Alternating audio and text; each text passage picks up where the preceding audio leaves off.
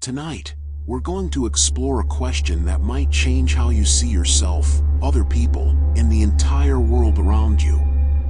What if consciousness isn't just awareness? What if it's energy? What if every thought you think, every emotion you feel, every belief you hold vibrates at a specific frequency? And what if these frequencies could be measured, mapped, and understood? This isn't mysticism without foundation. It's not New Age wishful thinking. It's the life's work of Dr. David R. Hawkins, a man who spent decades bridging the gap between psychiatry and spirituality, between scientific method and spiritual truth, between the measurable and the transcendent. Dr. Hawkins was a psychiatrist. He held a medical degree and a PhD. He was a lifetime member of the American Psychiatric Association. At one point, he ran the largest psychiatric practice in New York. He worked with Nobel Prize winners. He was knighted by the Queen of Denmark. He was, by all conventional measures, a serious scientist. But at age 38, something happened to him that would change the trajectory of his entire life. He experienced what he later described as a spiritual transformation, a radical shift in consciousness that brought with it the spontaneous healing of a life-threatening illness. In an instant, his entire understanding of reality shifted. He went from seeing the world through the lens of conventional psychiatry to seeing it through the lens of consciousness itself.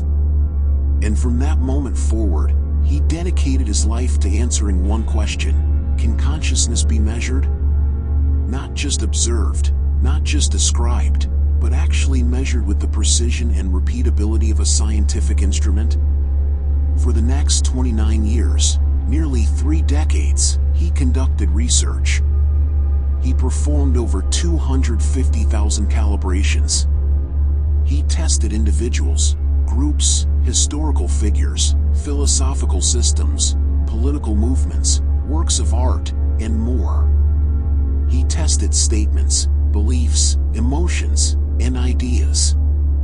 And from this vast body of research, he created something remarkable: the map of consciousness. A scale from 1 to 1,000 that measures the vibrational frequency of human consciousness. A map that shows not just where you are, but where humanity has been, where it's going, and what's possible. This map explains why some people seem to radiate peace and joy while others seem to drain the energy from every room they enter. It explains why certain ideas uplift humanity while others cause suffering. It explains the difference between power and force, between truth and falsehood, between love and fear. And the instrument he used to create this map? Not a machine. Not a computer. Not advanced technology. The human body itself. Through a technique called muscle testing, also known as applied kinesiology, Dr. Hawkins discovered that the body responds to truth and falsehood, to positive and negative stimuli, with measurable changes in muscle strength. Your body, it turns out, knows things your conscious mind doesn't. Your body can distinguish truth from lies. Your body responds to the energy of consciousness with perfect consistency. Tonight, we're going to explore this map. We're going to understand how muscle testing works, what consciousness actually is, and how you can use this knowledge to transform your life. But more than that, we're going to explore what it means to be human, what it means to grow, what it means to move from suffering toward peace, from fear toward love, from force toward power. This is not just theory. This is a practical guide to understanding yourself and others at the deepest level. A guide to navigating the landscape of human consciousness. So settle in. Let your mind open. And prepare to see yourself and the world in an entirely new way. Part 1. The discovery: how muscle testing revealed consciousness. Let's start at the beginning, with a discovery made not by Dr. Hawkins, but by someone who came before him. In the 1960s, a chiropractor named Dr. George Goodhart made an unexpected observation. He was working with patients, testing their muscle strength as part of standard chiropractic evaluation. And he noticed something strange. When he gave patients certain substances to hold, natural vitamins, for instance, their muscles would test strong. The patient could easily resist when he pressed down on their extended arm. But when he gave them other substances, artificial sweeteners, for example, their muscles would suddenly go weak. The same patient, the same muscle, but a completely different response. This didn't make sense in conventional terms. The patient wasn't ingesting the substance. They were just holding it. How could holding a bottle of artificial sweetener make their muscles go weak? But Dr. Goodhart was a careful observer. He tested this again and again, with patient after patient. And he found that the response was consistent. Certain substances strengthened the body. Others weakened it. And this happened whether or not the patient knew what substance they were holding. He called this applied kinesiology. And it was the first hint that the body responds to things at an energetic level, not just a chemical one. A few years later, in the late 1970s, another researcher named Dr. John Diamond took this work further.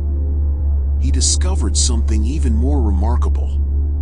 The body didn't just respond to physical substances. It responded to emotions and thoughts. When he asked a patient to smile, their muscles would test strong. When he asked them to say "I hate you," their muscles would immediately go weak. When he showed them uplifting images, they stayed strong. When he showed them violent or disturbing images, they weakened. The responses were universal. It didn't matter who the person was, what their background was, or what they believed. The body's response to positive versus negative stimuli was consistent across all people. Dr. Diamond called this behavioral kinesiology. And he wrote a classic book about his findings called The Body Doesn't Lie. And this is where Dr. David Hawkins enters the story. Dr. Hawkins, at the time running his large psychiatric practice, learned about behavioral kinesiology and immediately saw its potential.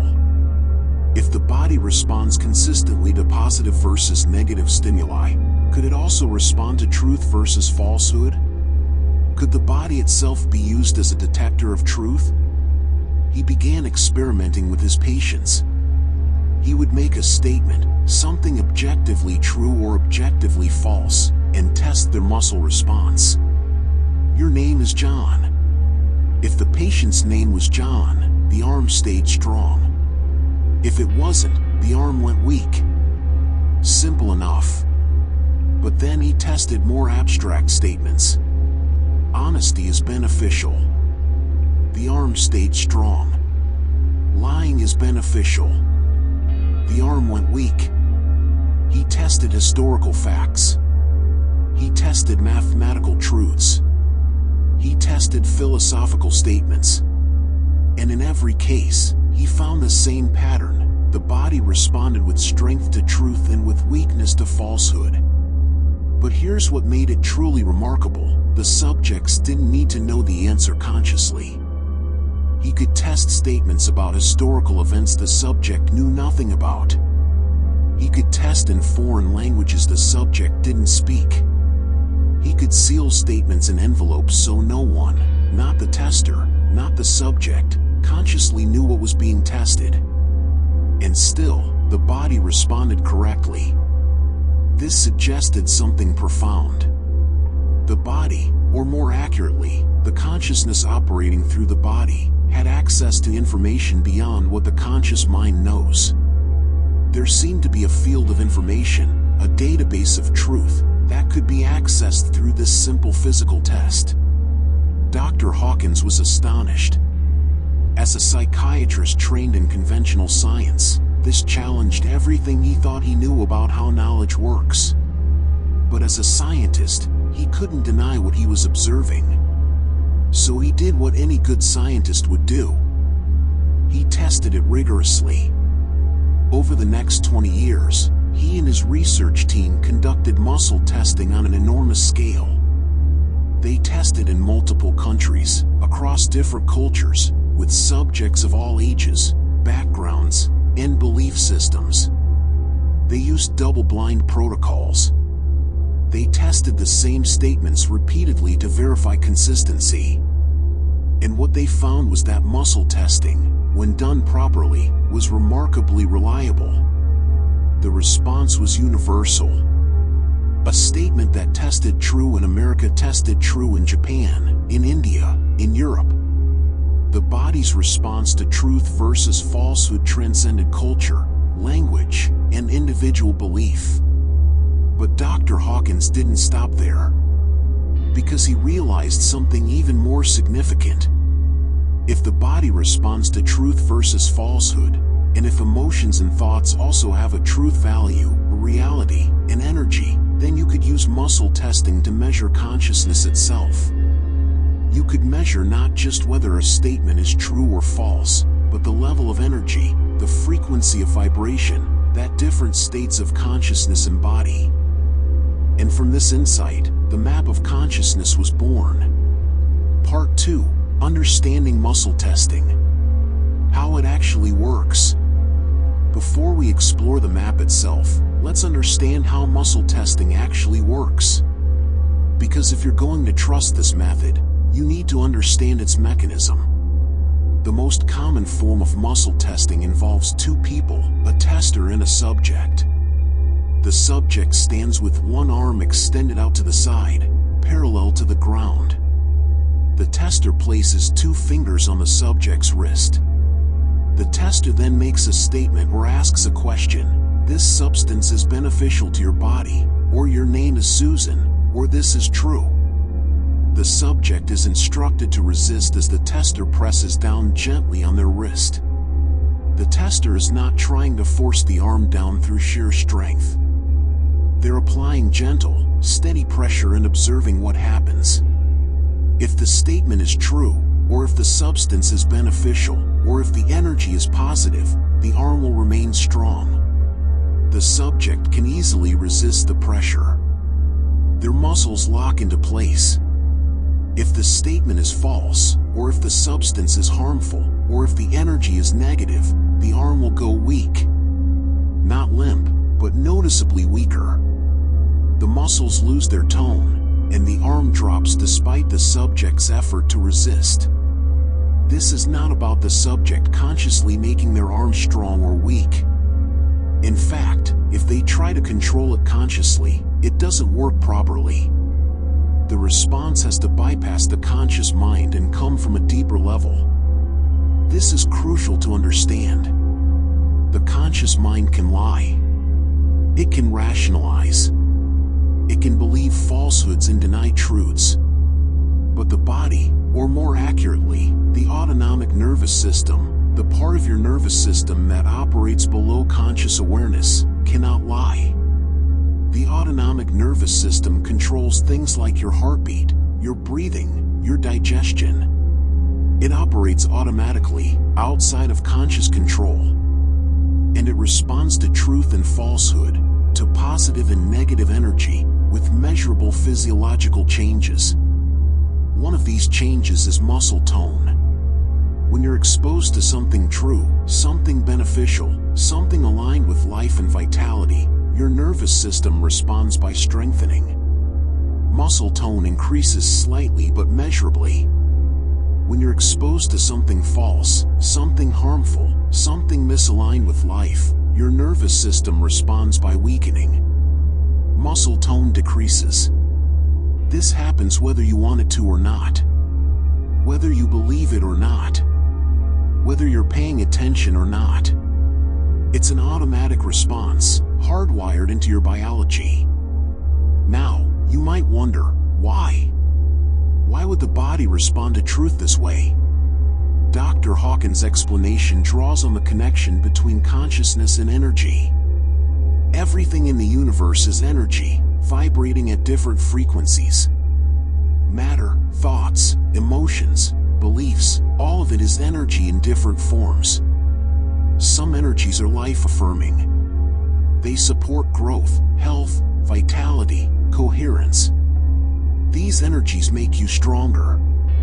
Other energies are life-negating. They promote decay, illness, weakness, chaos. These energies make you weaker. Truth is life-affirming. It aligns with reality as it is. It creates coherence in consciousness. Falsehood is life-negating. It conflicts with reality. It creates incoherence, confusion, weakness. Your body, which is designed for survival and health, naturally responds to these different energies. It strengthens in the presence of life-affirming energy. It weakens in the presence of life-negating energy. This isn't mystical. It's biological. Your nervous system is constantly scanning your environment for threats and opportunities, for what helps you and what harms you. And it responds accordingly. Muscle testing simply makes this response visible and measurable. Now, there are some important requirements for accurate muscle testing. This isn't something you can just casually try and expect perfect results. It requires practice, calibration, and proper technique. First, the tester must be calibrated above a certain level of consciousness. Dr. Hawkins suggested above 200 on his scale, which we'll explain shortly.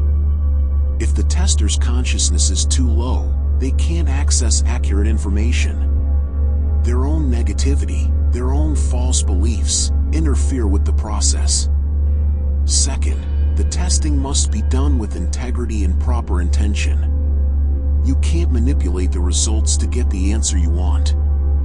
You have to be genuinely seeking truth, willing to accept whatever response comes.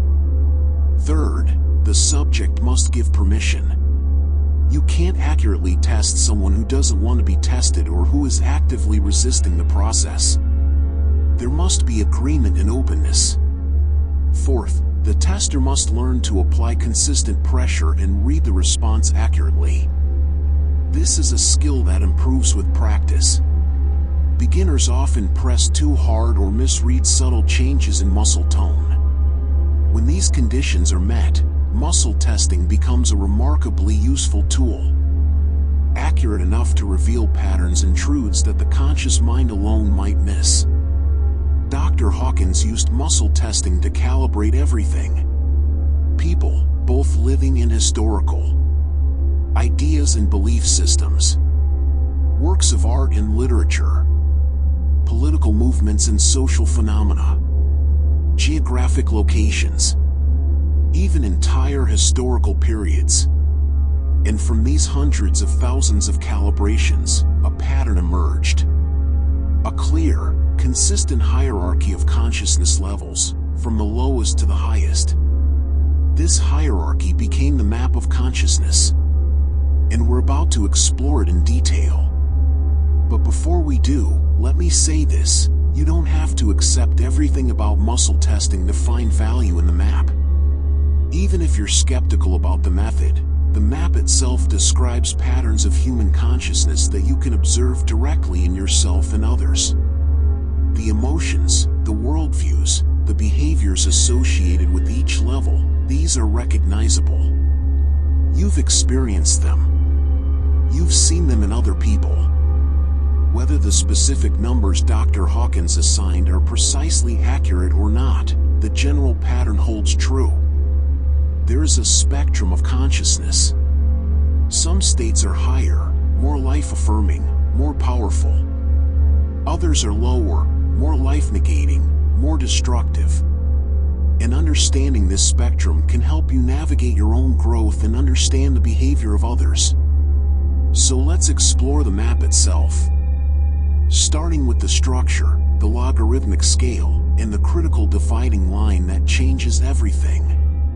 Part 3, the structure, and understanding the logarithmic scale. The map of consciousness spans from 1 to 1000. from the lowest possible level of human consciousness to the highest states of enlightenment. But this isn't a linear scale. It's logarithmic. What does that mean? It means each level is exponentially more powerful than the level below it. Level 300 isn't 3 times as powerful as level 100. It's vastly more powerful. In fact, it's about 1,000,000 times more powerful. The scale is based on powers of 10. Level 300 represents 10 to the power of 300. Level 400 represents 10 to the power of 400. And so on. This is similar to the Richter scale for earthquakes or the pH scale for acidity. Small numerical differences represent enormous differences in actual power. Why logarithmic? Because Dr. Hawkins found that consciousness operates exponentially, not linearly. A small rise in consciousness level represents a massive increase in power, in influence, in life force energy. One person at level 700 counterbalances 70 million people below level 200. One person at level 600 counterbalances 10 million. One avatar at level 1000, think Jesus, Buddha, Krishna, counterbalances the collective negativity of all mankind. This might sound absurd at first. How can one person's consciousness affect millions of others? But think about it in terms of influence. One person with high consciousness, someone like Gandhi, or Mother Teresa, or the Dalai Lama, affects millions through their teachings, their example, their very presence. Their energy uplifts others. Their wisdom spreads. Their love radiates. Meanwhile, millions of people operating at low consciousness, consumed by shame, guilt, fear, anger, produce relatively little lasting positive effect on the world. They might cause harm or suffering, but they don't create lasting power or transformation. This is the difference between power and force, a distinction that's central to Dr. Hawkins' work. Force is coercive. It requires constant effort and energy. It pushes against resistance, and it eventually exhausts itself. You can force people to do things through violence, manipulation, or threats. But force doesn't last. It creates backlash, resistance, rebellion. Power, on the other hand, is attractive. It doesn't require effort. It draws people naturally. It inspires. And it's self-sustaining, even growing over time. True power comes from high consciousness, from truth, from love, from integrity. The logarithmic scale reflects this reality. As consciousness rises, power increases exponentially. Now, there are specific levels on this scale, each associated with a particular emotion, a particular worldview, a particular way of experiencing life. The levels fall into 2 categories, divided by a critical threshold, level 200. Below 200, consciousness is characterized by force, negativity, life-draining energy. People and groups calibrating below 200 take from the world more than they give. Their energy pulls others down. Their thoughts, emotions, and actions create suffering for themselves and others. Above 200, consciousness is characterized by power, positivity, life-giving energy. People and groups calibrating above 200 contribute to the world more than they take. Their energy lifts others up. Their presence creates healing and growth. Level 200 is called courage or integrity. It's the point where someone takes responsibility for their own life. Where blame stops and empowerment begins. Where victimhood transforms into agency. This is the single most important transition in human development. From below 200 to above 200. From force to power. From taking to giving. From suffering to serving. According to Dr. Hawkins' research, approximately 78% of humanity calibrates below 200. Only 22% calibrates above it. And yet, that 22% counterbalances the 78%. Their collective positive energy is strong enough to offset the collective negativity of the majority. This has profound implications. It means you don't need everyone to be enlightened for humanity to thrive. You just need enough people at higher consciousness levels to maintain the balance. And it means that your own growth matters enormously. By raising your consciousness from below 200 to above 200, you don't just change your own life. You contribute positively to the collective consciousness of humanity. You become part of the solution rather than part of the problem. Dr. Hawkins also found that the average level of consciousness for humanity as a whole has been slowly rising over time. For most of human history, humanity calibrated around 190, just below the critical threshold. Existence was brutal, survival-focused, dominated by fear and force. But in the mid-1980s, something shifted. Humanity crossed the threshold. The collective consciousness of the human species rose to above 200 for the first time in recorded history, calibrating around 207. This shift coincided with major global changes: the fall of the Berlin Wall, the end of the Cold War, the spread of democracy and human rights, advances in technology and communication. The world, while still full of problems, became measurably less violent and more interconnected. And this shift happened not because everyone suddenly became enlightened, but because enough individuals raised their consciousness to tip the balance. You might be wondering, what level am I? Where do I fall on this scale? Most people don't stay at one fixed level. You fluctuate throughout the day, throughout your life. You might wake up at 250, have a frustrating experience that drops you to 150, then connect with a friend and rise to 350. Over the course of a lifetime, most people rise only about 5 points on average if they're not consciously working on their growth. From 180 to 185, for instance. But if you actively work on yourself, through therapy, spiritual practice, self-inquiry, service, you can accelerate this growth dramatically. You can rise 50, 100, even 200 points in a single lifetime. And every point you rise makes you exponentially more powerful, more peaceful, more loving, more alive.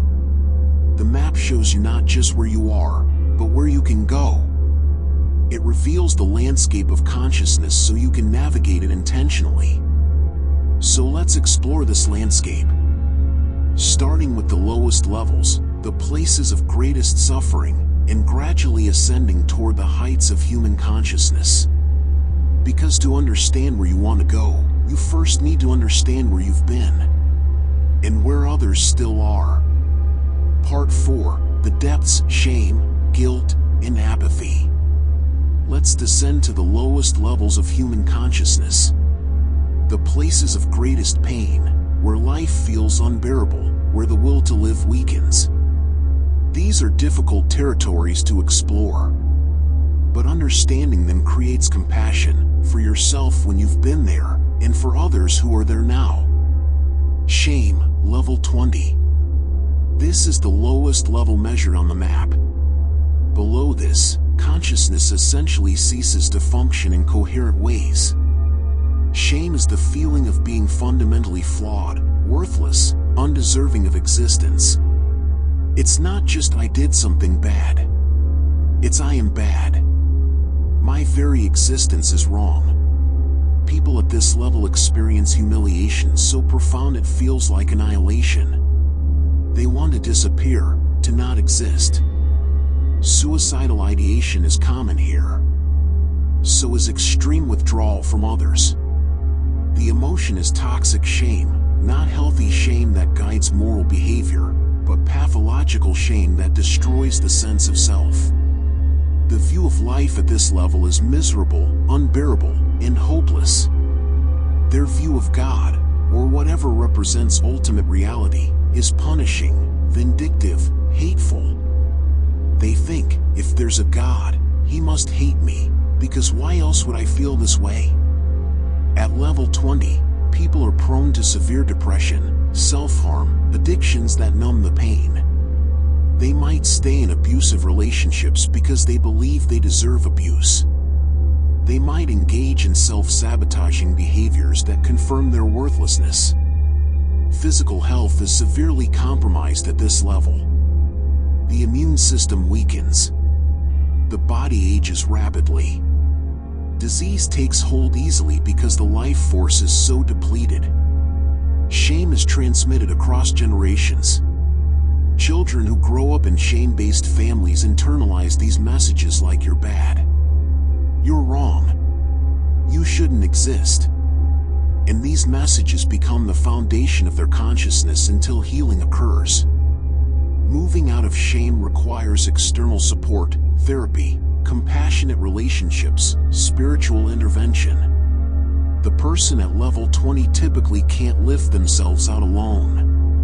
The energy is too low. The weight is too heavy. But with help, with love, with someone willing to see their inherent worth when they can't see it themselves, movement becomes possible. Guilt, level 30. Just slightly higher than shame, guilt is characterized by blame, both of oneself and others. While shame says I am bad, guilt says I did bad things, and I can never make up for them. Guilt involves remorse, regret, self-punishment. People at this level are trapped by the past. They ruminate endlessly on their mistakes, whether real or imagined. They can't forgive themselves. Psychologically, guilt manifests as a heavy weight, psychological baggage that never gets unpacked, never gets resolved. People here often unconsciously create suffering in their present lives as punishment for past mistakes. They might sabotage opportunities because they believe they don't deserve good things. They might stay in situations that cause pain because they feel they're paying penance. Religious guilt is common at this level, the sense of being a sinner beyond redemption, unworthy of grace or love. Some religious traditions exploit this guilt, keeping people trapped in a cycle of sin and repentance that never leads to actual freedom. The view of God at this level is often punishing, demanding, impossible to please. No matter what you do, it's not enough. You're always falling short. Guilt also drives people toward compulsive behaviors, like excessive apologizing, overworking to prove their worth, people pleasing to compensate for their perceived worthlessness. Physical manifestations include tension, chronic pain, autoimmune conditions where the body attacks itself, mirroring the psychological self-attack. Moving beyond guilt requires forgiveness, both of self and others. It requires accepting that mistakes are part of being human, not evidence of fundamental unworthiness. It requires releasing the past and choosing to live in the present. Apathy, level 50. Apathy is characterized by hopelessness, despair, and loss of energy. If shame is I'm worthless and guilt is I've done terrible things, apathy is nothing matters anyway, so why bother? People at this level have given up. They see no point in trying. Life feels meaningless, futile. They're emotionally numb, disconnected from themselves and others. Apathy is the consciousness of homelessness, of extreme poverty, of depression so deep that even the energy to feel bad is gone. It's the 1,000-yard stare of trauma victims, the hollowness of those who've been beaten down by life repeatedly until they stop fighting back. Their view of life is hopeless. They believe there's no way out, no possibility of improvement. Everything feels meaningless. Their view of God is absent. If there is a higher power, they believe it's abandoned them and that they're on their own in an uncaring universe. At level 50, People often become dependent on others or on systems, welfare, charity, institutions. Not because they're lazy, but because they lack the energy to help themselves. Initiative has drained away. Apathy can also manifest as emotional flatness. Nothing brings joy. Nothing brings sorrow. There's just a gray emptiness where feelings should be. Some people at this level turn to substances not for pleasure but for oblivion, just to stop feeling the emptiness. Moving beyond apathy requires a spark of hope from somewhere. Sometimes it's hitting rock bottom, where the only direction left is up. Sometimes it's an unexpected kindness from another person. Sometimes it's a moment of grace that breaks through the numbness. The key is that someone at level 50 needs external energy to rise. They don't have enough internal energy to bootstrap themselves out. So compassion from others, practical help, and patience are essential. These three levels, shame, guilt, apathy, are the darkest territories of human consciousness. If you've been there, you know how heavy they feel. How impossible it seems to escape. And if you know someone there now, you understand that logical arguments don't help. Just think positive doesn't work. Pull yourself together doesn't work. These levels are too depleted of energy for willpower alone to create change. What does help is love, acceptance, patience, creating safety, providing practical support, and slowly, gently, helping the person see that they're more than their shame, their guilt, their despair. Because they are. Underneath the lowest levels of consciousness, there's still a spark of life, a possibility of growth. It might be buried deep, but as long as you're breathing, it's never completely extinguished. And as we continue up the map, we'll see how consciousness gradually awakens from these depths, moving toward the light. Part 5. The lower emotions of grief, fear, desire, and anger.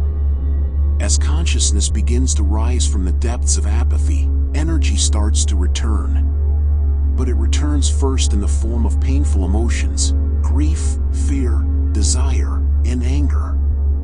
These are still below the critical threshold of 200, still life-draining rather than life-giving. But they represent movement, which is progress from the stillness of apathy. Grief, level 75. Grief is characterized by sadness, loss, regret, despondency. Life is seen as tragic, defined by what's been lost rather than what remains.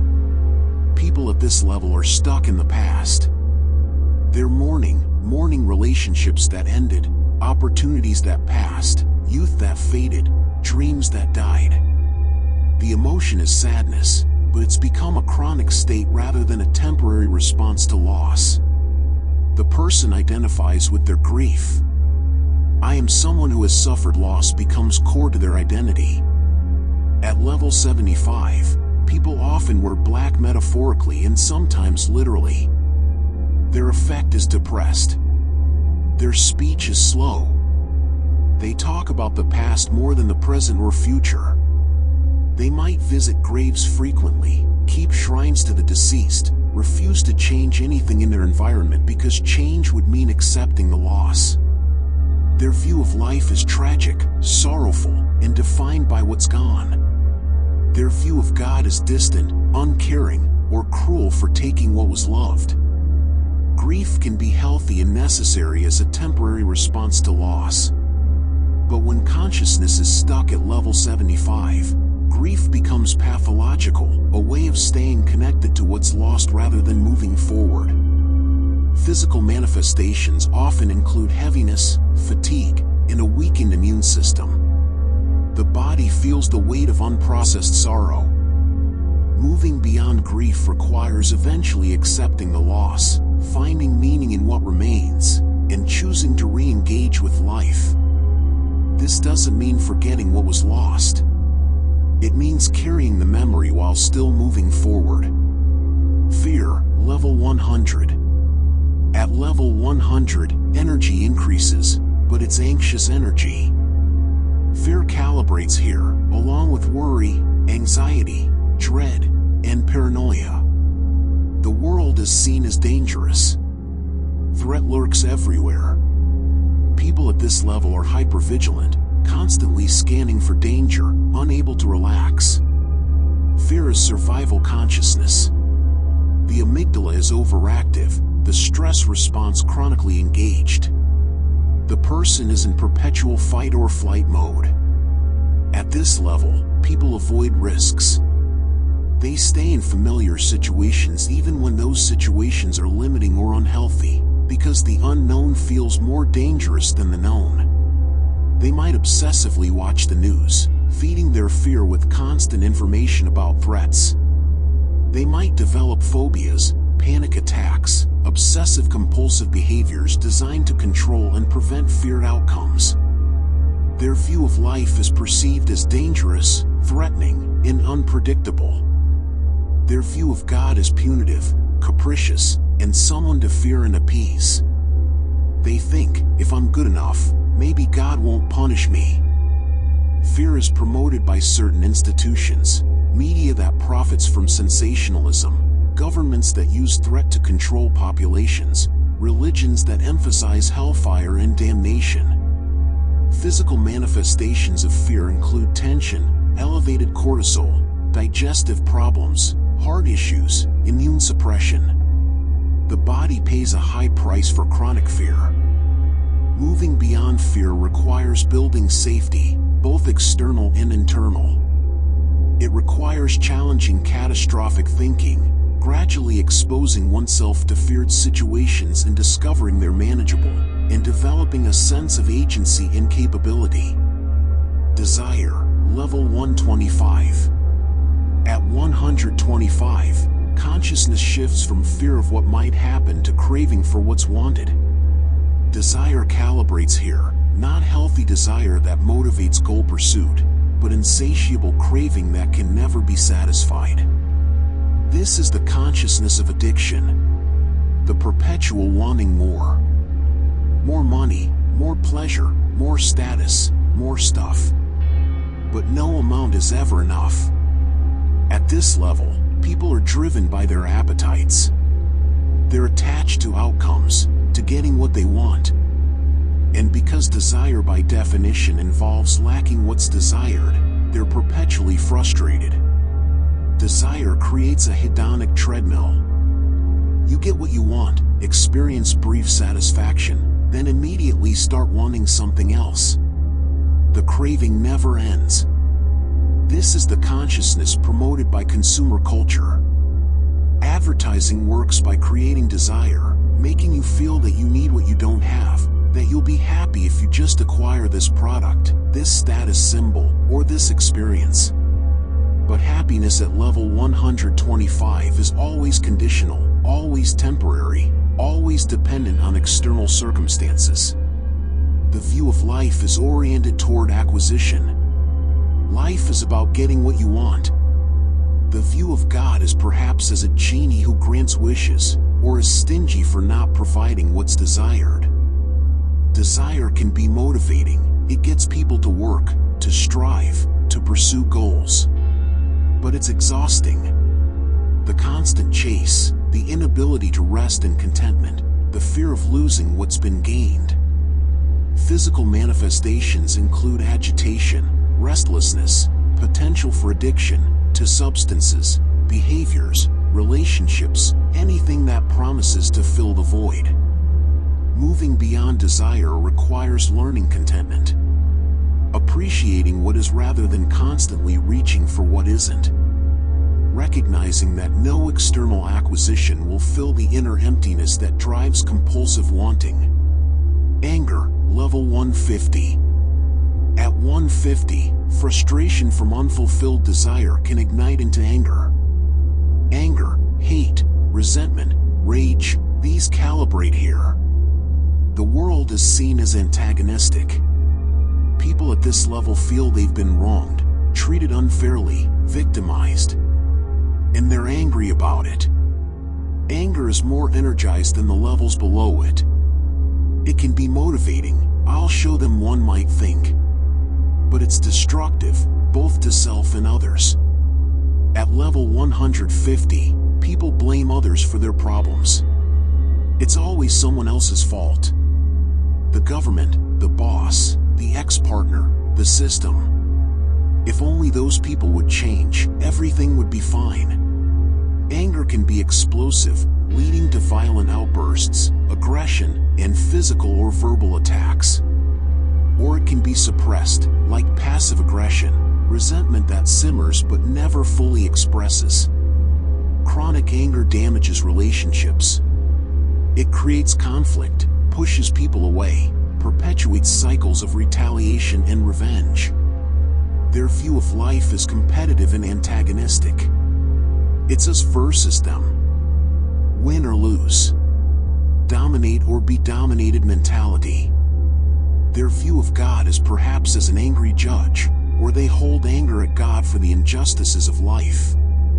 Anger is common in social and political movements, where it's directed at perceived enemies or oppressors. While anger can fuel activism and create change, sustained anger also burns people out and prevents constructive solutions. Physical manifestations include high blood pressure, inflammation, heart disease, tension, headaches.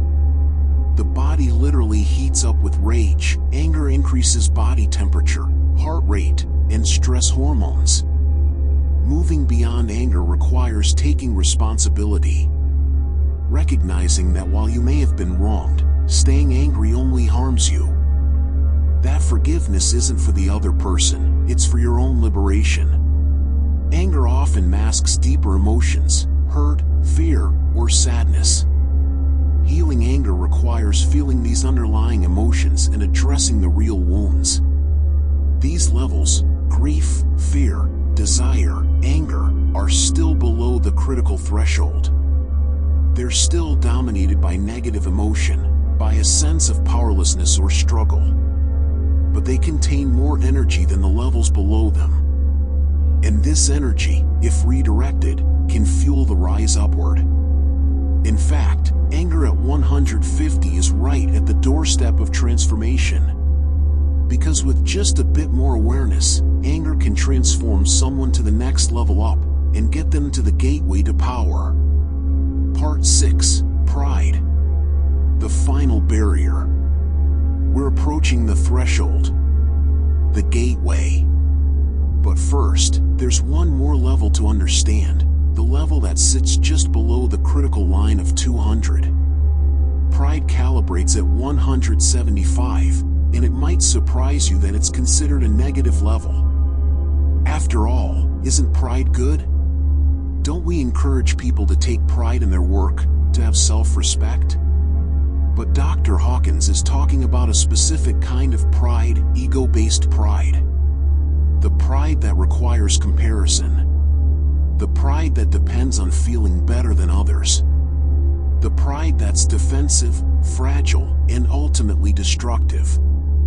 At level 175, people derive their sense of worth from external validation.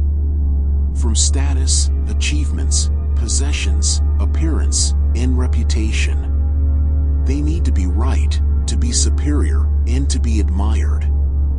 This is the consciousness of I'm better than you. It's divisive, creating hierarchies and separations. Us versus them. Winners versus losers. The elite versus the masses. Pride feels good, initially.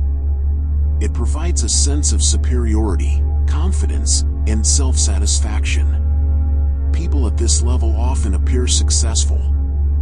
They might have prestigious jobs, impressive credentials, and expensive possessions. But pride is vulnerable.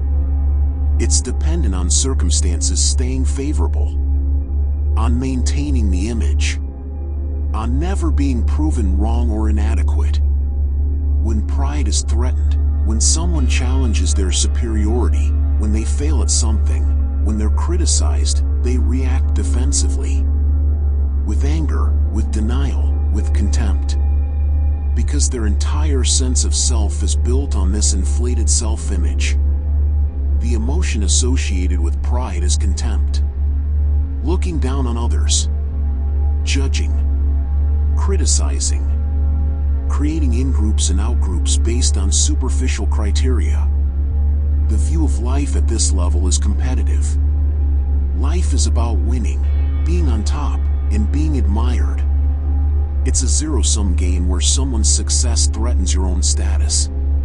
The view of God is either God is reflecting your superiority, believing that God is on our side, or denial of God entirely because admitting a higher power would threaten the ego's sense of being supreme. Pride is the level of nationalism, racism, elitism. Any ideology that divides humanity into superior and inferior groups. It's the consciousness that says my country is better than yours, my religion is the only true one, or my race is superior. It's also the level of much academic and intellectual arrogance. The expert who dismisses others' ideas without consideration. The intellectual who uses knowledge as a weapon to feel superior rather than as a tool to serve others. Pride prevents growth because it can't admit mistakes. To admit you were wrong would threaten the inflated self-image. So pride doubles down, rationalizes, defends, and attacks. The physical consequences of pride include tension, rigidity, and stress-related illnesses. The constant need to maintain the image, to defend against threats to the ego, creates chronic stress. And here's what's crucial to understand, that pride feels positive. It's energetically higher than fear or anger. People at level 175 are more functional than people at lower levels. They can hold jobs, maintain relationships, and contribute to society in certain ways.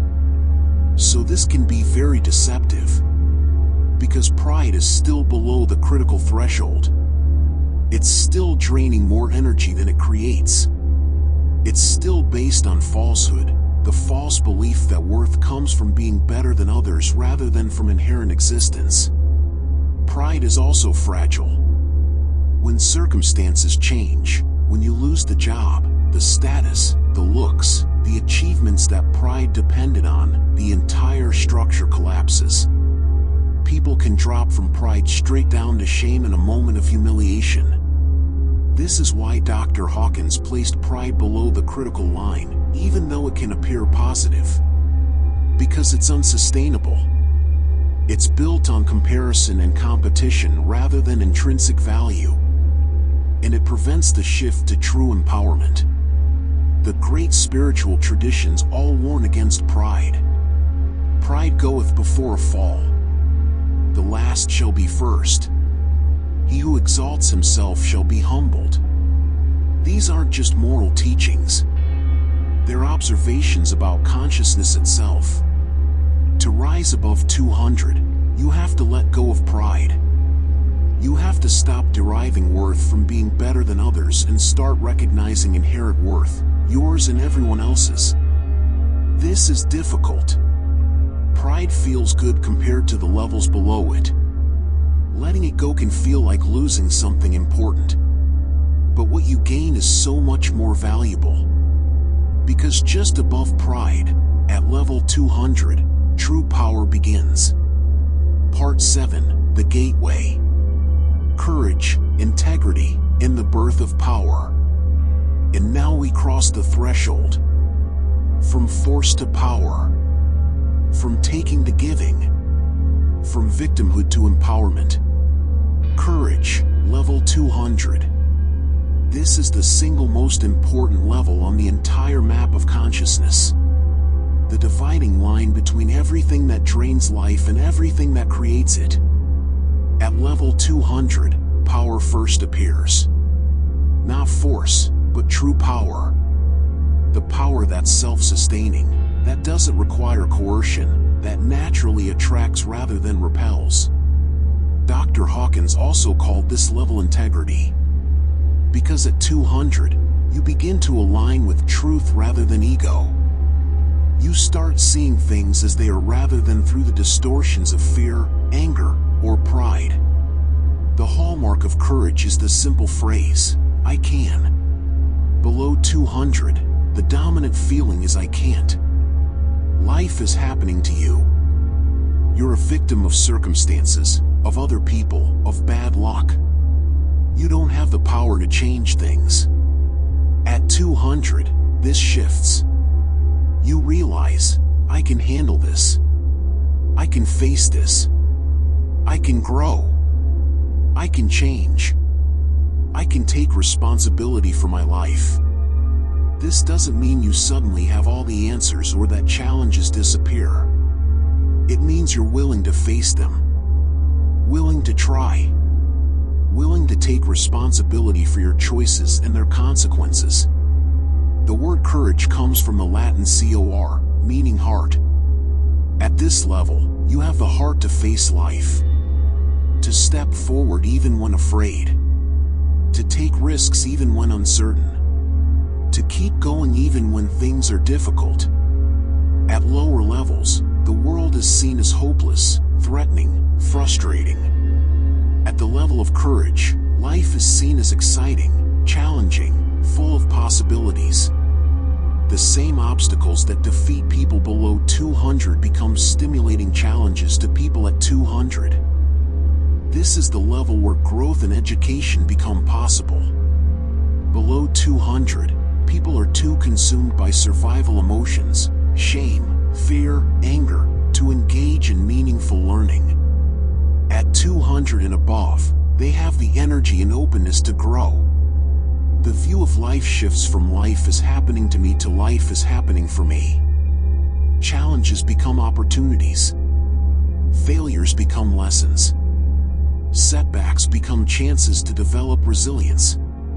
The view of God becomes more benign. Perhaps as a supportive presence, as a source of strength, and as a reality that can be trusted. People at this level start giving back to the world as much as they take. Below 200, individuals and populations drain energy from society without reciprocating. At 200 and above, they become productive, contributing members of society. This is also the level where healing becomes spontaneous. Dr. Hawkins noted that people below 200 who develop serious illnesses rarely recover. Their consciousness level doesn't have enough life force to support healing. But at 200 and above, the body's healing mechanisms work more effectively. The immune system strengthens. Recovery from illness becomes more likely. Even terminal diagnoses can sometimes reverse at this level. Why? Because consciousness affects biology.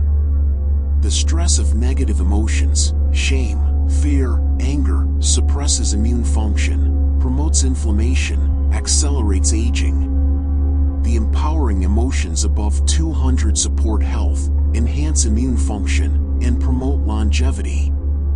Moving from below 200 to above 200 is the most important transition you can make in your life. And the mechanism for this movement is courage itself. It takes courage to let go of victimhood and accept responsibility.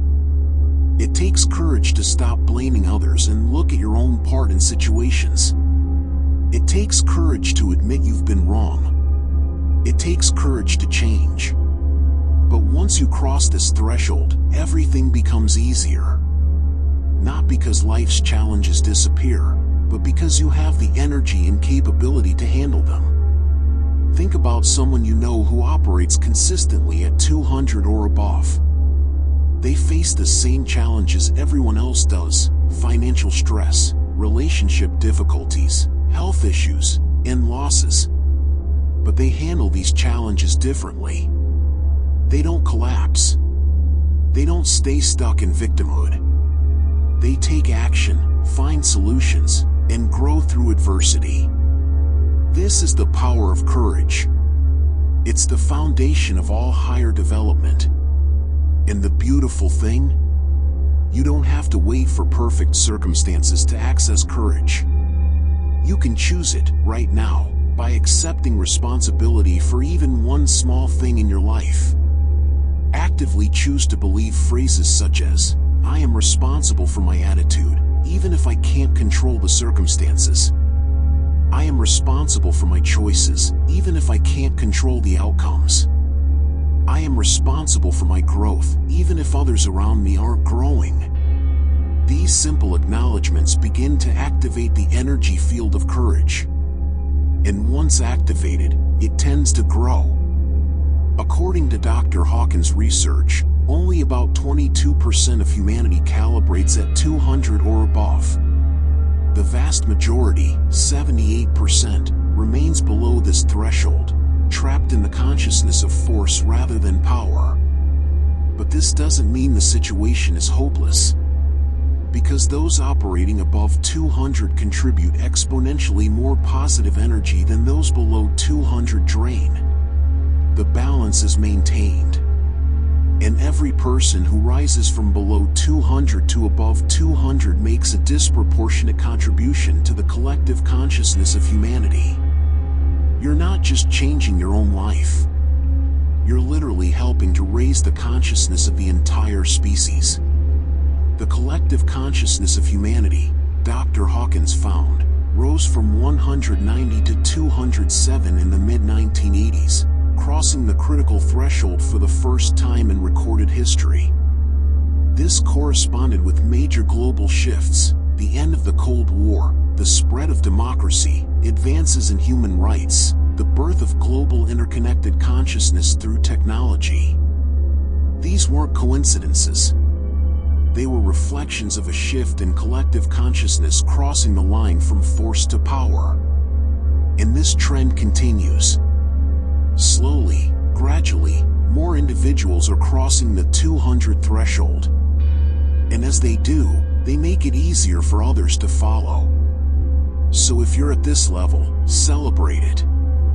If you're below it, know that crossing this line is the most important work you can do, for yourself and for the world. Courage is the gateway. Once you pass through it, an entirely new landscape opens before you. Part 8. Rising Power. Neutrality, willingness, and acceptance. Once you've crossed into courage, once you've established that baseline of I can, consciousness continues to evolve. The energy continues to rise. Life continues to open up. Let's explore the next 3 levels, 250, 310, and 350, where power becomes increasingly strong and life becomes increasingly fluid. Neutrality, level 250. At 250, something remarkable happens. You stop fighting reality. You stop resisting what is. You become neutral, not indifferent, but flexible. Trusting. Comfortable with uncertainty. The emotion here is trust, safety, security. Not because external circumstances are perfect, but because you trust yourself to handle whatever comes. At lower levels, people are heavily attached to outcomes. They need things to go a certain way. When circumstances don't match their desires, they suffer. At neutrality, there's detachment from specific outcomes. You have preferences, but you're not controlled by them. You can be okay regardless of what happens. This is the level of roll with the punches. Of it is what it is. Of letting go of resistance and working with reality as it is rather than as you wish it were. People at this level are non-judgmental. They can see multiple perspectives without needing to prove one right and another wrong. They're comfortable with ambiguity, with not having all the answers. Their view of life is satisfactory, manageable, and flexible. Things don't need to be perfect to be okay. This level brings a sense of ease that wasn't possible at lower levels. The constant tension of fear, the explosive energy of anger, the defensive rigidity of pride, all of this relaxes at neutrality. Relationships improve significantly at this level because you stop trying to control others. You let people be who they are. You don't take things personally. You don't create drama. Work becomes more satisfying because you're not attached to specific outcomes. You do your best and let go of the results. This paradoxically often leads to better results, because you're not interfering with your own effectiveness through anxiety and attachment. Physical health continues to improve at this level. The nervous system is calmer. Stress hormones decrease. The body functions more efficiently when not constantly mobilized for fight or flight. Moving from courage, level 200, to neutrality, level 250, happens through releasing attachment. Through accepting that you can't control everything, and that's okay. Through trusting life even when you can't see the whole picture. Willingness, level 310. At 310, energy increases further. This is the level of optimism, helpfulness, friendliness, and contribution. If neutrality is I'm okay with whatever happens, willingness is I'm excited to see what happens, and I want to help make good things happen. People at this level are genuinely helpful. They contribute cheerfully.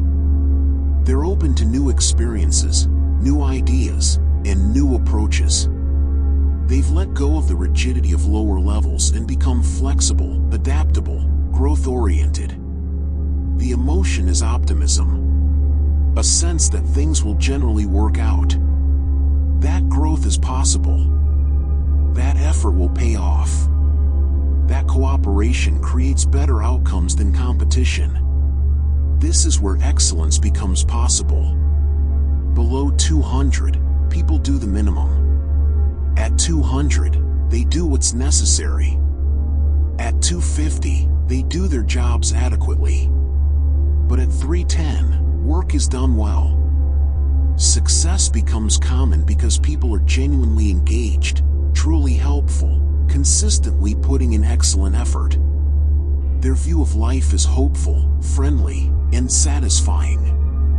The world is seen as a place of opportunity rather than threat. People are seen as potential allies rather than competitors or enemies. Dr. Hawkins noted that people at this level are often chosen for advancement in organizations. They're the ones who get promoted and who get opportunities, because they're reliable, enthusiastic, and contributive. Below 200, people tend to be closed-minded, defensive, resistant, and stuck in their ways. At 310, a great opening occurs. People become genuinely receptive to learning, to feedback, and to new perspectives. This is also the level where people become willing to face inner issues. They don't have major learning blocks. They're self-correcting, able to recognize when they're off track and adjust. With the capacity to bounce back from adversity and learn from experience, they become increasingly successful over time. Failures teach them rather than defeat them. Setbacks make them stronger rather than breaking their spirit. Social and economic success follow naturally at this level because people want to work with you, support you, and help you succeed. You're putting positive energy into the world, and it comes back multiplied. Physical vitality is strong at this level. People have energy, enthusiasm, and resilience. They recover quickly from illness. They age more slowly. Their presence is energizing to others. The shift from neutrality to willingness often happens through recognizing that passivity isn't enough. That you want not just to be okay with life, but to actively contribute. To help. To make things better. This recognition opens the flow of energy and engagement. Acceptance, level 350. At 350, a major transformation occurs. This is where you truly become the source and creator of your own experience. Below this level, even above 200, there's still a sense that life happens to you to some degree. You're coping with it, dealing with it, being willing to engage with it.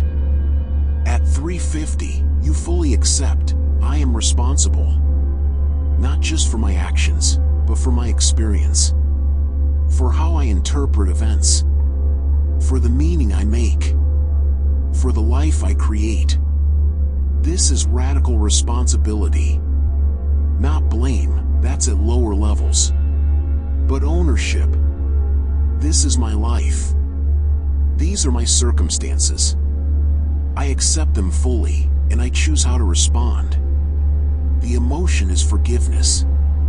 Forgiveness of self and others. Letting go of grievances, of the need to be right, of resentment about the past. At this level, you can see that everyone, including yourself, is doing the best they can with their current level of consciousness. You don't excuse harmful behavior, but you understand it. And understanding brings compassion. Their view of life is harmonious. Life flows. You're in sync with reality rather than fighting it. You harmonize with what is while still working toward what could be. This is where true inner peace begins. Not the peace of 600, which is transcendent and beyond all duality, but the peace of accepting life as it is, trusting the process, knowing that you have everything you need to handle whatever comes. People at this level take complete ownership of their outcomes. They don't blame the economy, their upbringing, their circumstances, or other people. They recognize, I may not have chosen these circumstances, but I choose my response.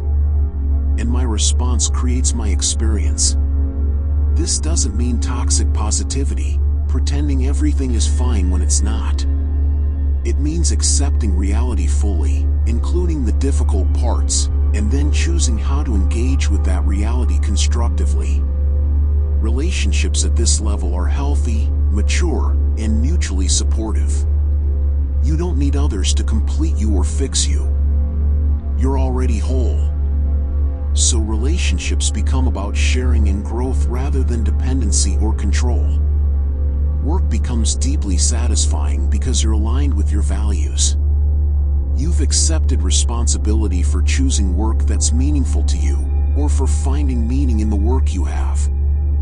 Physical health is excellent at this level. The body is no longer burdened by the stress of resistance, resentment, and blame. Healing happens naturally. Vitality is high. The shift to acceptance often comes through a crisis or through sustained spiritual practice.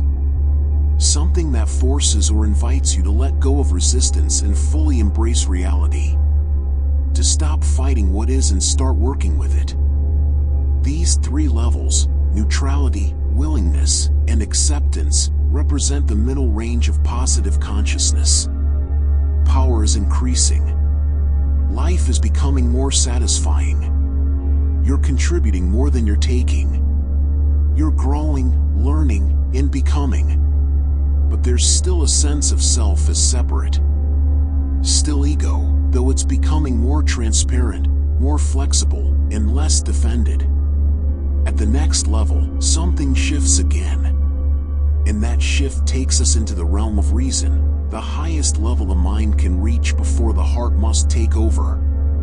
Part 9, the mind's highest reach. Reason, level 400. At 400, we reach the level of the intellect operating at its highest capacity. This is the consciousness of science, medicine, academia, law, fields that require rigorous thinking, logical analysis, and systematic understanding. The emotion associated with this level is understanding. Not just information, but genuine comprehension. The ability to see patterns, make connections, and solve complex problems. People at level 400 can think abstractly, handle nuance, and see multiple variables simultaneously. They're the Nobel Prize winners, the breakthrough researchers, the brilliant theorists, the master diagnosticians. This is also the level of most highly educated professionals, doctors, scientists, engineers, professors, judges, and researchers. Not all, of course, education doesn't guarantee high consciousness. But those who reach the highest levels of intellectual achievement tend to calibrate around 400. The view of life at this level is comprehensible. The universe operates according to discernible laws. Problems can be solved through analysis and application of knowledge. Progress is possible through understanding and correct application of principles. Reason brings tremendous benefits. This is the consciousness that created modern medicine, technology, democratic institutions, and scientific understanding of nature. Almost all human progress in material conditions over the past few centuries has come from consciousness at this level. People at 400 can explain complex phenomena. They can predict outcomes based on understanding principles. They can devise solutions to seemingly intractable problems. But reason also has limitations. First, reason is still ego-based. The intellect, no matter how brilliant, operates within the framework of the separate self. There's still a me doing the thinking, trying to understand, and seeking to master. Second, reason can become trapped in its own logic. The mind that calibrates at 400 can explain anything, justify anything, rationalize anything. It can construct brilliant arguments for false conclusions. It can miss simple truths by overcomplicating them. Third, and most importantly, reason cannot access the realms above it. Love, joy, peace, enlightenment, these cannot be reached through thinking, no matter how sophisticated. The intellect can study these states, describe them, and theorize about them. But it cannot experience them directly through its own operations. This is why Dr. Hawkins noted that many highly educated, intellectually brilliant people remain stuck at 400 or below. Their very brilliance becomes a limitation because they try to think their way to truth rather than transcending thought. Some of the most dogmatic, inflexible people are intellectuals who've become identified with their theories and positions. They can't admit being wrong because their entire identity is wrapped up in being right, in knowing, and in understanding. The view of God at this level can become skeptical or atheistic. Not because of hostility, but because God cannot be proven through logic or understood through reason. So the intellect either dismisses the concept or creates elaborate theological or philosophical frameworks to contain it, which almost always miss the lived reality of spiritual experience. Reason is also the level where people can become trapped in analysis paralysis.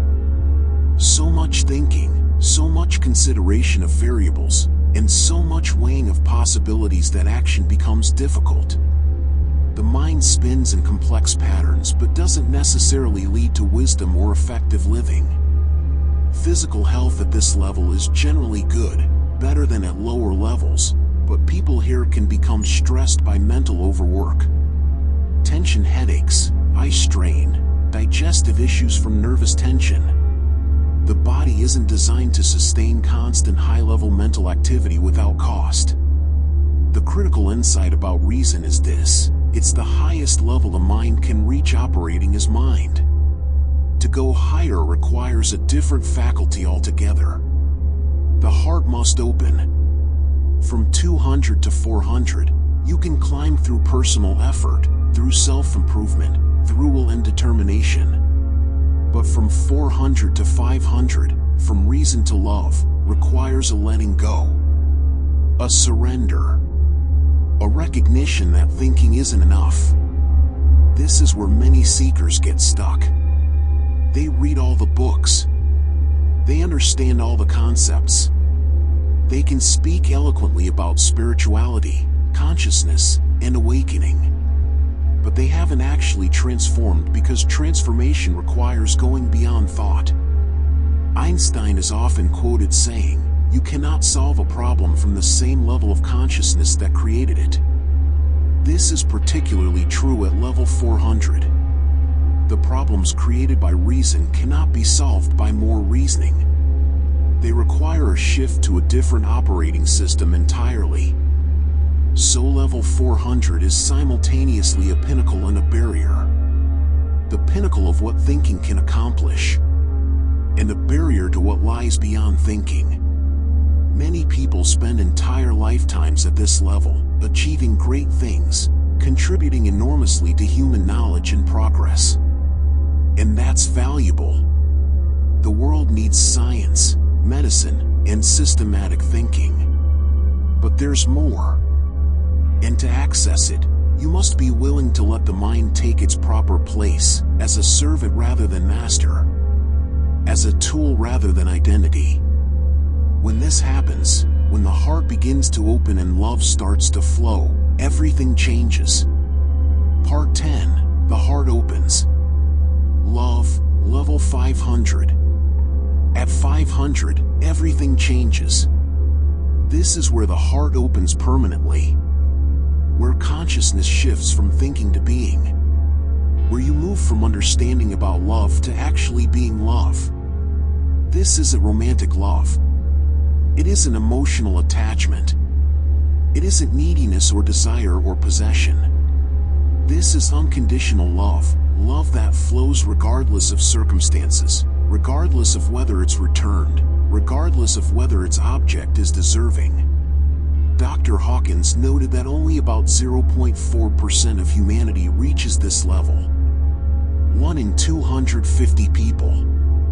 It's rare because it requires letting go of everything the ego holds dear: control, judgment, the need to be right, and attachment to outcomes.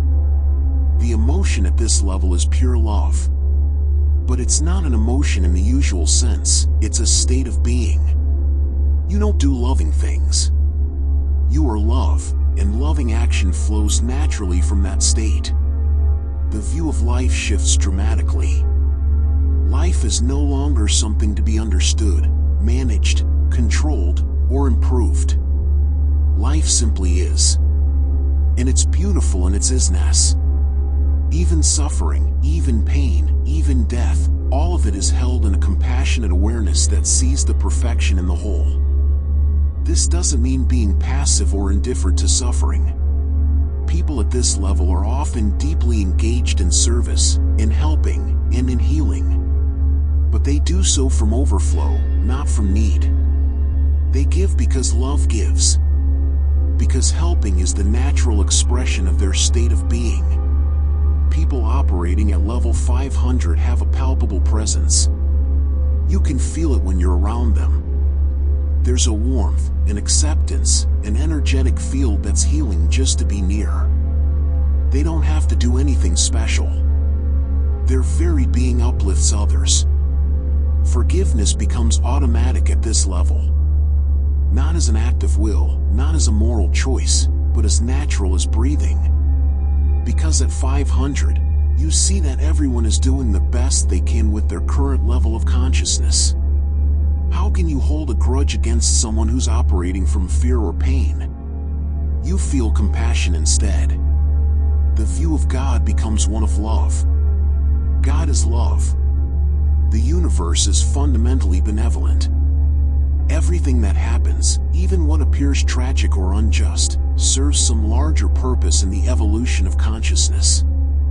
This isn't blind faith or toxic positivity. It's a direct seeing, a knowing that comes from being established in love itself. Physical health at level 500 is remarkably good. The body heals itself more readily. Aging slows. Disease is less likely. Because the energy of love is literally healing energy. It promotes cellular health, optimal immune function, and regeneration. There are documented cases of people at this level healing terminal illnesses, not through medical treatment but through the shift in consciousness itself.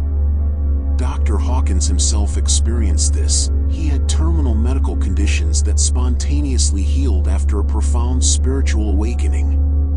At level 500, service becomes the natural mode of life. Not service as duty or obligation, but service as joy. You want to help. You want to give. You want to contribute. Because you're no longer operating from lack. you're operating from abundance. Saints, sages, truly enlightened teachers calibrate at 500 and above. Mother Teresa, the Dalai Lama, Thich Nhat Hanh. These are people whose very presence creates peace, whose words carry healing, whose love is so palpable it transforms everyone they touch. But you don't have to become a saint to reach this level. Ordinary people, living ordinary lives, can open to this level of consciousness through sustained spiritual practice, through grace, through commitment to letting go of ego and awakening to love. The shift from 400 to 500, from reason to love, is one of the most difficult transitions on the map, because it requires the mind to surrender its supremacy, to admit it doesn't have all the answers, to allow something beyond thinking to guide life. This surrender is terrifying to the ego. The ego wants control, wants understanding, wants to figure everything out. Letting go of that control feels like death to the ego. And in a sense, it is. The ego doesn't disappear at level 500, but it becomes transparent, no longer the dominant force in consciousness. How does this shift happen? Sometimes through crisis, when everything you've built with your mind collapses and you have no choice but to let go. Sometimes through years of spiritual practice, meditation, prayer, contemplation, service. Sometimes through the influence of a teacher operating at this level. Sometimes through grace, an unexplainable opening that simply happens. But once it happens, once love becomes your ground of being, life transforms utterly. Not that external circumstances necessarily change. You might still face the same challenges, the same responsibilities, the same losses everyone faces. But you face them from a completely different place. From love. From peace. From trust. And that changes everything. People at level 500 don't experience the turmoil that dominates lower levels. They might feel sadness, but it doesn't become depression. They might feel concern, but it doesn't become anxiety. They might see injustice, but it doesn't become hatred. Everything is held in the spacious awareness of love. And from that spacious awareness, right action emerges naturally. The world desperately needs more people at level 500. Because one person at this level counterbalances 750,000 people below 200. Their positive influence is that powerful. Their energy field affects everyone they encounter, often without any words or actions. If you aspire to this level, know that it's possible. It's not reserved for special people or spiritual virtuosos. It's the birthright of every human being, to awaken fully into love. To become what you truly are beneath all the layers of conditioning, fear, and ego. And the path is simple, though not easy. Let go. Let go of judgment. Let go of resentment. Let go of the need to be right. Let go of control. Let go of the stories about who you are and what you need. Let go again and again and again. And in the space created by that letting go, love will emerge. Because love is what's there when everything else is released. Love is your true nature, waiting beneath all the accumulated weight of a lifetime of ego. Part 11. Beyond love to joy, peace, and enlightenment. There are levels beyond love. States of consciousness so rare, so elevated, that most people never even conceive they exist. Let's explore them now, not because you need to reach them, but because knowing they exist expands your sense of what's possible. Joy, level 540. At 540, love deepens into joy. Not happiness, which is dependent on circumstances. Not pleasure, which is temporary and sensory. But joy, the deep, abiding sense that all is well, that existence itself is blessed. The emotion is serenity, inner peace, and gratitude. A lightness of being that pervades everything. Life becomes effortless. Not because challenges disappear, but because the struggle disappears. You flow with life rather than resisting it. People at this level often describe feeling that they're being lived rather than living. That life is happening through them, not by them. The sense of being a separate doer, a controller of life, dissolves into a sense of participating in something larger. This is the level of advanced spiritual teachers, of people who've dedicated their lives to consciousness work and have broken through into these elevated states. The atmosphere around them feels lighter. Their laughter is genuine and infectious. They take nothing personally because there's barely a person left to take things personally. Synchronicity increases dramatically at this level. The right people show up at the right times. Needed resources appear. Life arranges itself with minimal effort.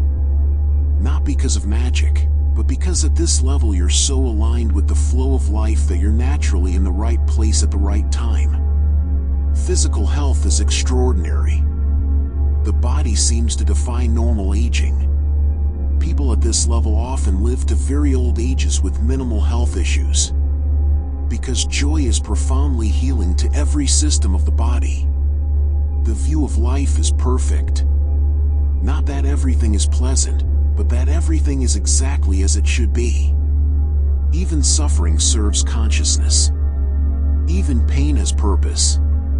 The whole is recognized as divine. Moving from love to joy happens through complete surrender.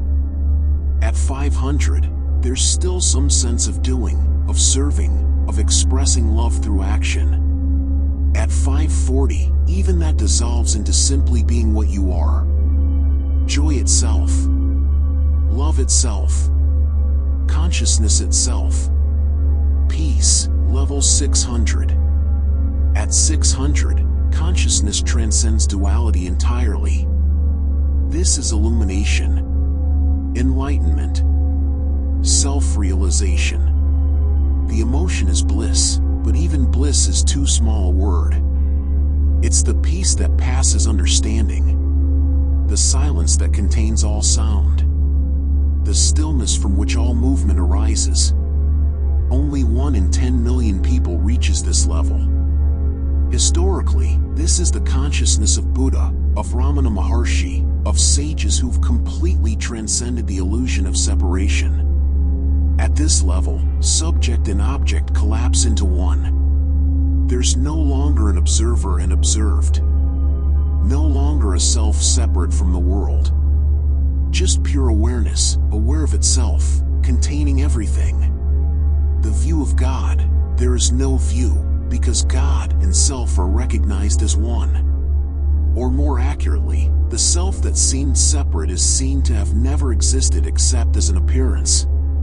What remains is what has always been, pure consciousness, eternal, infinite, unchanging. People at this level often spend long periods in silence, in meditation, in contemplation. Not because they're seeking anything, but because this is their natural state. Activity happens, but from a place of complete non-doing. The body acts, speaks, moves. But there's no one doing it. It just happens. The presence of someone at level 600 is transformative. Just being near them can shift others' consciousness. Their energy field is so powerful that it creates a vortex, drawing people into higher states. Many never speak. They sit in silence, and people are transformed simply by sitting with them. Others teach, but their words come from emptiness, from silence, carrying a transmission beyond the words themselves. Physical needs diminish at this level. Food, sleep, comfort, all become less important. The body continues to function, but consciousness is no longer identified with it. Whether the body lives or dies is of no consequence. What you are was never born and cannot die. Time collapses at this level. Past and future dissolve into an eternal now. Everything that ever was or will be exists in this moment, held in perfect stillness. This is rare. Extremely rare. But it exists. It's possible. And knowing it exists points to what we all are in our deepest nature, not these limited minds and bodies, but consciousness itself, infinite and eternal. Enlightenment, level 700-1000.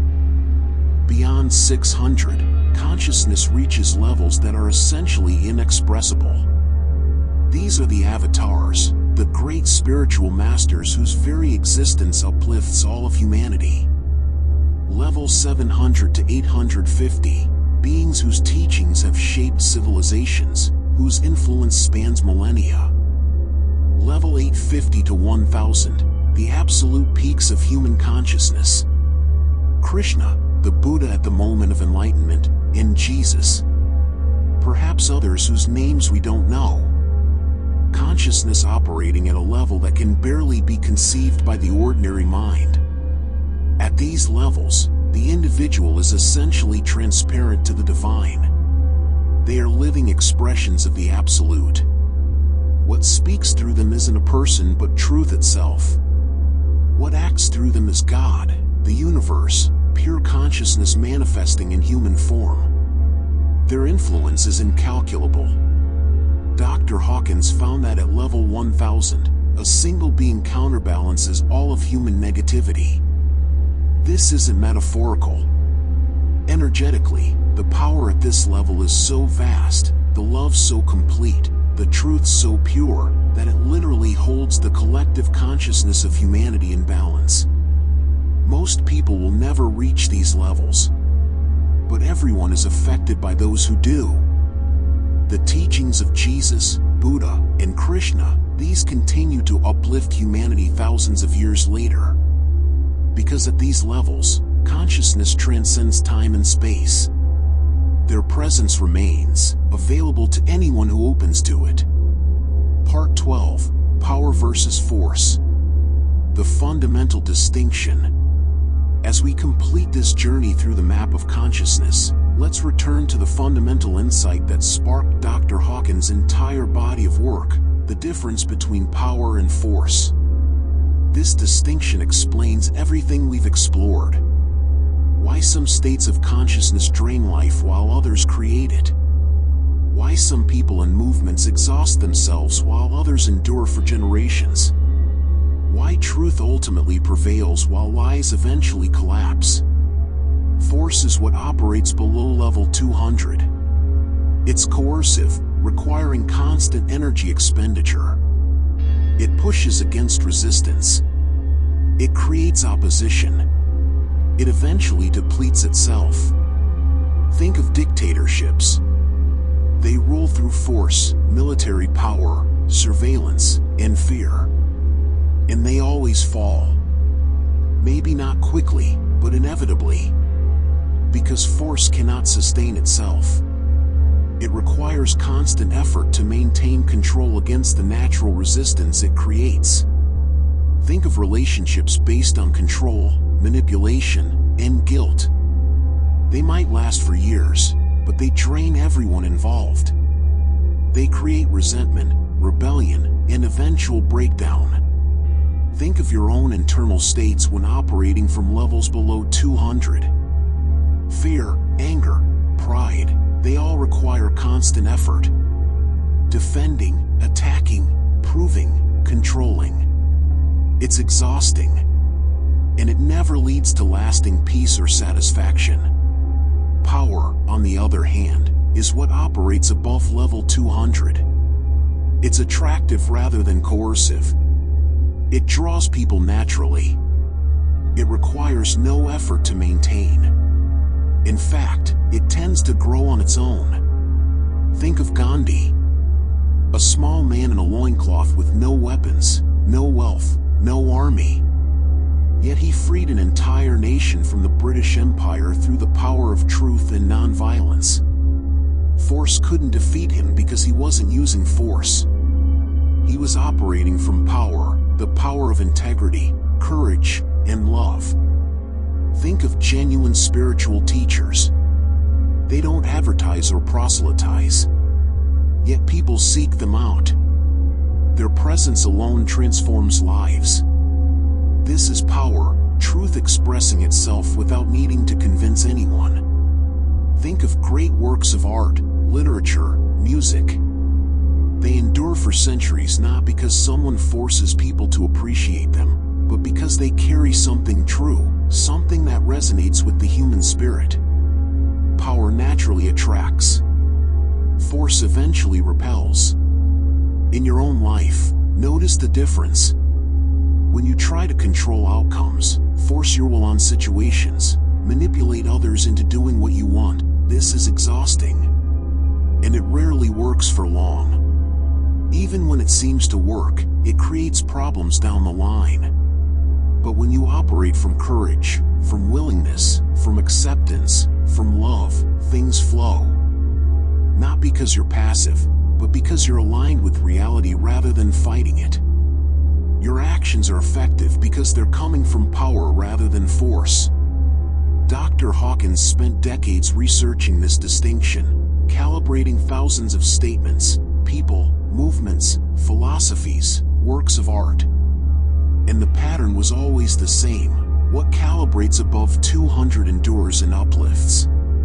What calibrates below 200 eventually fails and creates suffering. This has profound implications for how you live your life. If you want lasting success, happiness, peace, you must operate from power, not force. You must raise your consciousness above 200 and stay there. This doesn't mean never feeling anger or fear. Emotions flow through all of us. But it means not getting stuck there, not making decisions from there, not operating your life from there. It means taking responsibility, the essence of level 200. Owning your choices, your reactions, your life. Not blaming, not making excuses, not seeing yourself as victim. It means being willing, the essence of level 310. Open to learning, to growing, and to changing. Being flexible rather than rigid. Contributive rather than demanding. It means accepting, the essence of level 350. Embracing reality as it is while working to make it better. Forgiving rather than resenting. Loving rather than judging.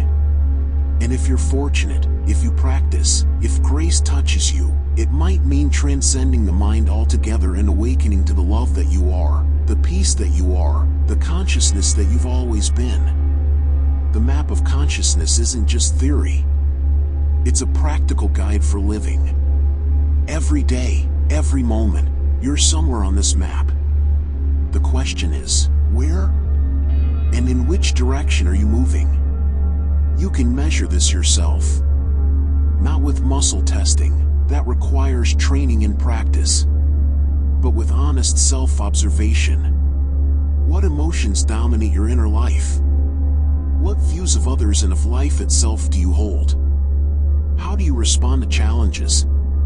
If you're blaming others, feeling victimized, consumed by fear or anger, you're below 200. And that means you're draining more life than you're creating. Not because you're a bad person, but because that's what consciousness below 200 does. If you're taking responsibility, facing challenges with courage, contributing positively, accepting life while working to improve it, you're above 200. And that means you're part of the solution. Your very existence uplifts the collective consciousness of humanity. And here's the beautiful thing, you can choose. Right now, in this moment, you can decide to stop blaming and start owning. To stop resisting and start accepting. To stop taking and start giving. This isn't easy. The lower levels have a gravitational pull. Fear feels justified. Anger feels righteous. Pride feels good. The ego resists surrender because surrender feels like death. But every small choice toward higher consciousness matters. Every moment of forgiveness. every act of kindness, every acceptance of responsibility, every letting go of the need to be right. These choices accumulate, and over time, they transform you. Your baseline consciousness rises. What once felt impossible becomes natural. What once required effort becomes effortless. And as you rise, you help others rise. Because consciousness is contagious. Your peace creates space for others' peace. Your love awakens others' love. Your courage inspires others' courage. You are not separate from humanity.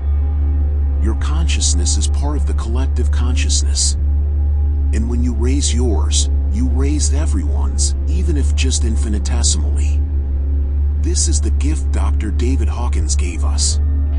Not just the map, but the understanding that consciousness is measurable, that growth is possible, that every person matters in the grand equation of human evolution. You are energy. Right now, you're vibrating at a certain frequency.